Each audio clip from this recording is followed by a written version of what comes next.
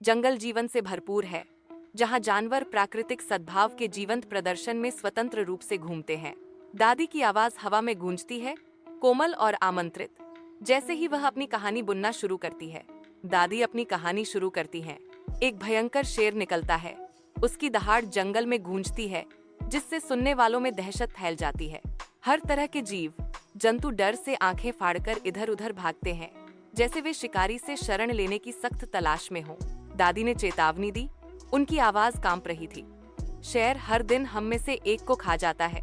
जंगल में गहराई में एक साफ जगह चिंतित जानवरों से गूंजती है। धूप उनके चिंतित चेहरों पर पड़ रही है। उनकी हरकतें बेकाबू हैं, आवाजें धीमी हैं, क्योंकि वे एक तत्काल बैठक बुलाते हैं। पशु तय करते हैं कि वे हर दिन एक जानवर खुद शेरों के पास जाएगा ताकि बाकी बच सके। एक दिन उसी जंगल का सबसे छोटा और चतुर खरगोश की बारी आई, पर वह जानबूझकर देर से गया। शेर एक गंभीर नजर से खरगोश से सवाल करता है, तुम देर से क्यों आए? खरगोश कांपता है, शेर की प्रतिक्रिया के लिए तैयार। सूर्य की किरणें जंगल के चंदवा से गुजरती हैं, जिससे जंगल के फर्श पर एक अलौकिक चमक पड़ती है, क्योंकि एक खरगोश घबराकर अपने पैर को पटकता है।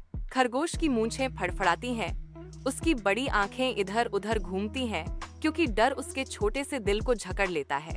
खरगोश कांपते हुए फुसफुसाता है, एक और शेर जंगल में आया है और खुद को सच्चा राजा कह रहा है। शेर बहुत गुस्से में आया और कहा, चलो मुझे दिखाओ उस दूसरे शेर को। खरगोश उसे एक गहरे कुआं के पास ले गया और कहा, यही है उसका घर। शेर अंधेरी गहराई में झांकता है। जिज्ञासा और डर का मिश्रण उसके चेहरे पर छा जाता है। एक शेर क्रोध से चमकती आंखों वाला एक कुएं के पास आता है।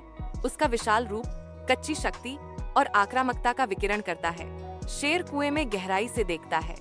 उसका प्रतिबिंब एक विद्रोही प्रतिद्वंद्वी की तरह वापस घूर रहा है। अपनी ही छवि को दुश्मन समझकर शेर दहाड़ता है, कथित खतरे का सामना करने के लिए तैयार। गुस्से से भरा शेर अपनी ही परछाई की ओर छलांग लगाता है। कुछ देर बाद शेर कुएं की अंधेरी गहराई में डूब जाता है। अति प्रसन्न होकर जानवरों ने हर्षित तालियों के साथ अपनी जीत का जश्न मनाया।